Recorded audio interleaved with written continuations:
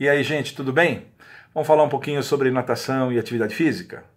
Hoje nós vamos voltar aos assuntos relativos à natação, mas não vamos falar exatamente sobre natação, não. Hoje vamos falar sobre temperatura da água. Tem tudo a ver, né? A natação é um esporte feito dentro d'água. A gente conhecer um pouquinho sobre as temperaturas, onde a gente pratica as nossas atividades físicas, tem tudo a ver. É importante que tanto o profissional de educação física, que dá as aulas, que orienta os pais, como mesmo os nadadores, é importante que eles conheçam um pouquinho sobre temperatura da água. Primeira coisa que eu queria dizer é que tem dois conceitos muito diferentes, que são temperatura e sensação térmica. Temperatura é aquela coisa objetiva que o termômetro mede e te dá em números, até em décimos. Se você escolher um termômetro legal, ele vai te dar até em décimos de grau. Isso se chama temperatura. Outra coisa é sensação térmica. A sensação térmica é muito subjetivo e muito variado. Varia de pessoa para pessoa. Na mesma pessoa varia do horário do dia, varia da atividade física que a pessoa fez antes de vir para a piscina, varia se ela fez aquecimento ou não, varia se ela passou por uma ducha antes ou não, varia, é muito variado, é muito variado. Então não dá para a gente levar em conta a sensação térmica, aquilo que o aluno reporta. Não dá para levar em conta isso para definir se a nossa piscina ou as nossas piscinas, se você tiver um parque aquático, vão ficar com essa ou aquela temperatura por aquilo que os alunos reportam, por aquilo que eles reclamam, por aquilo que eles pedem. Não dá para levar em conta a demanda de aluno nesse sentido. Você tem que ser técnico e definir uma temperatura que seja ideal. E existe isso, existe isso. Então essa é a primeira diferença que precisa ser dada.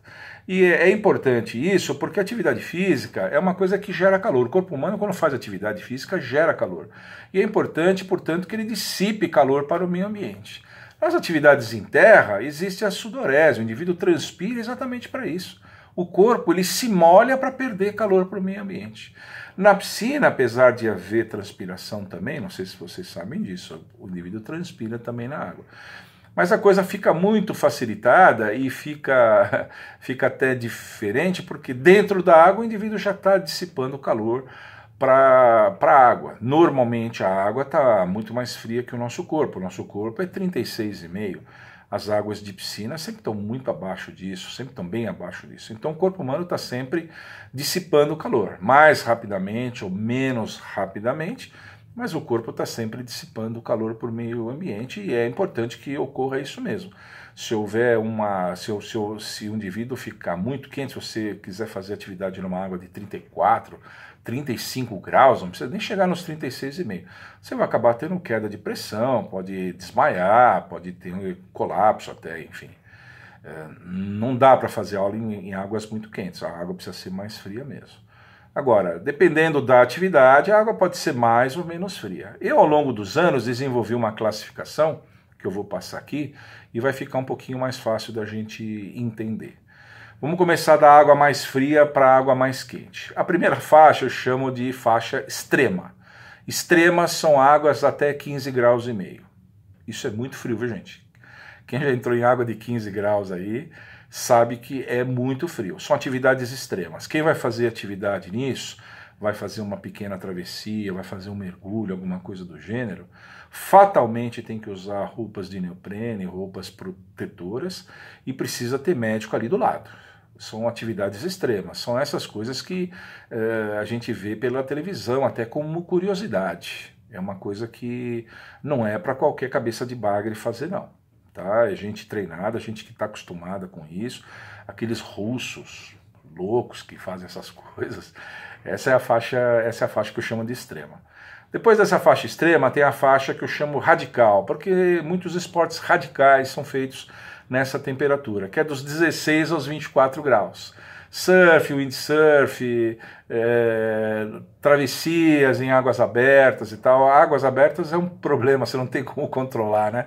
Você depende do tempo, né? Se você estiver aqui da zona mais temperada, São Paulo, Espírito Santo, para baixo, você vai encontrar nas travessias águas assim, entre 16 e 24 graus, então precisa ficar atento a isso. E nesse sentido, já há autorização, são atividades consideradas radicais, mas há inclusive toda uma determinação com relação às roupas de neoprene,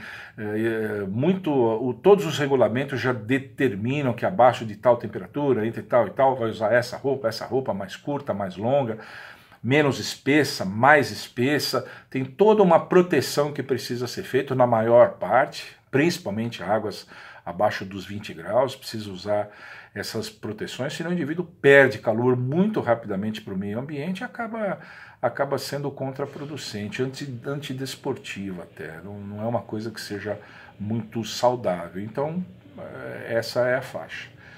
Depois dessa faixa, vem o que eu chamo de faixa atleta, que é a faixa dos 25 aos 28 graus.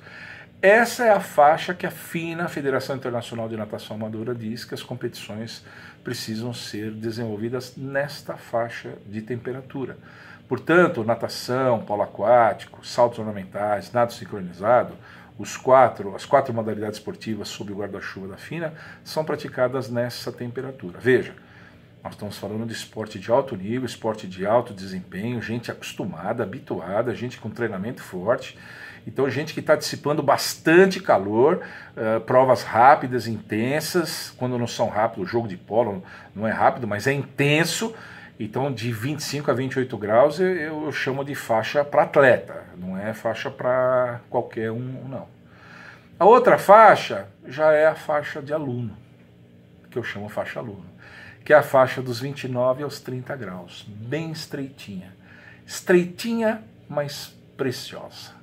Essa é a faixa de ouro para a gente trabalhar com natação, entre 29 e 30 graus. Atenção, academia, centros esportivos, clubes, aula de natação tem que ficar meio que nessa faixa. E nós estamos falando da faixa de alunos de natação, alunos de outras modalidades esportivas, se você tiver, por exemplo, alunos de polo aquático, alunos de nado sincronizado, né, equipes de iniciação de nado sincronizado, que a gente pode chamar de aluno, tem que fazer aula nessa faixa etária, entre 29 e 30 graus. Depois disso vem a faixa de bebê, 31 até 33, 32, 33 graus. A gente carinhosamente chama de sopa de aluno, é só para bebê. Bebês são muito pequenininhos e o bebê é curioso. O bebê, os estudos mostram que eles têm muita superfície para pouco peso corporal.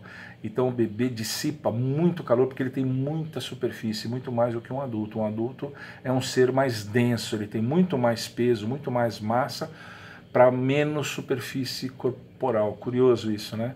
Então o bebê dissipa muito calor. Então o bebê tem um sistema termorregulador ainda sendo calibrado pela natureza e ele dissipa calor muito rapidamente, por isso que ele precisa dessa água mais quentinha. E além disso, a aula dele é mais curta, a aula dele é de 30 minutos. É a aula mais curta que tem. Então essas são as faixas de temperatura que a gente tem. Eu já antecipei, a faixa de ouro é a faixa entre 29 e 30 graus. Piscina para aluno tem que estar nessa faixa. Tem que estar nessa faixa. Eu costumo dizer assim, entre 29 e 30. Aí alguém pergunta, mas é 29 ou 30, professor? Eu falo assim, 29 graus na primavera e verão. 30 graus, outono e inverno. Então você pode dar uma oscilada de acordo com a temperatura ambiente, você pode dar uma colher de chá. Naqueles meses mais quentes, setembro até fevereiro, você deixa ela mais friazinha, pode deixar 29 graus. Depois de outubro, depois de março, né, até agosto, você deixa ela mais quentinha, que é meses de outono e inverno, você deixa ela um pouquinho mais quentinha. É aí que tem que ficar. Não pode sair disso. As velhinhas de hidro vão reclamar de montão. Não faça isso. Já conversei várias vezes com vários médicos de várias especialidades, de várias formações diferentes. Eles me proibiram de aumentar. Eu ouvia muita reclamação na época que eu era gerente, e eles me proibiram, Bonar, se você esquentar muito essa água, elas podem ter problema de queda de pressão, são os dois problemas principais. Podem ter inclusive desmaios, isso é comum em sauna, frequente em algumas saunas. E problemas de piorar as varizes. As velhinhas têm problemas daquelas varizes muito dilatadas, né? Podem ter problemas sérios com isso, então você fica entre 29 e 30 graus. Elas reclamam um pouquinho e pronto. Aliás, por falar em reclamar um pouquinho, eu deixei claro que nós estamos falando de água para fazer atividade. Então, uma dica: aula para fazer atividade é diferente de aula para tomar banho.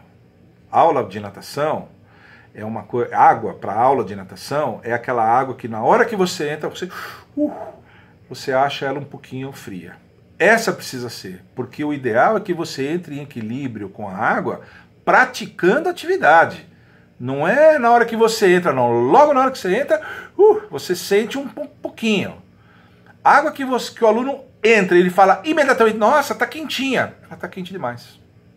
Eu já vi acontecer. Às vezes aqui até escapa um pouquinho, a água vai para 30,5, 31. O aluno entra, ai que delícia!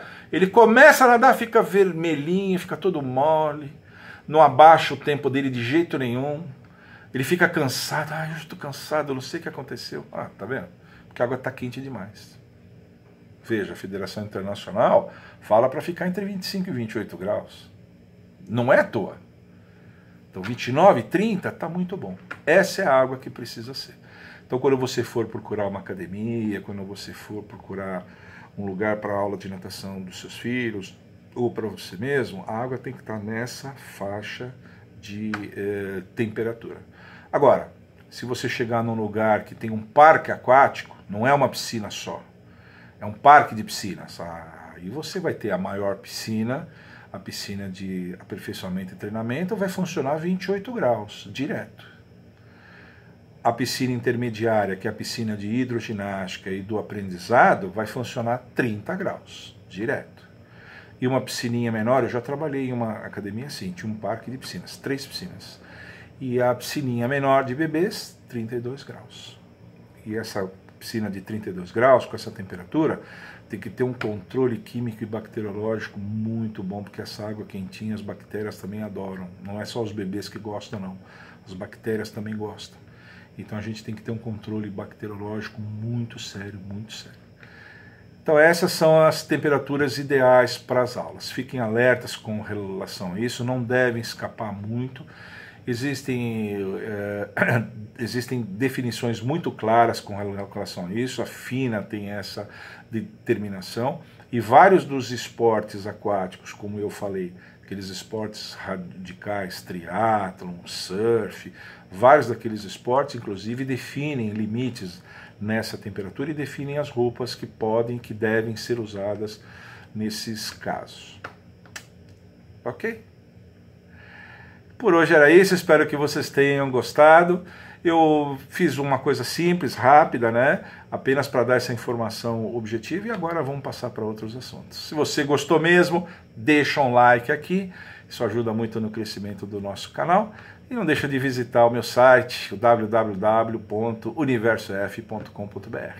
Tá bom? Tchau!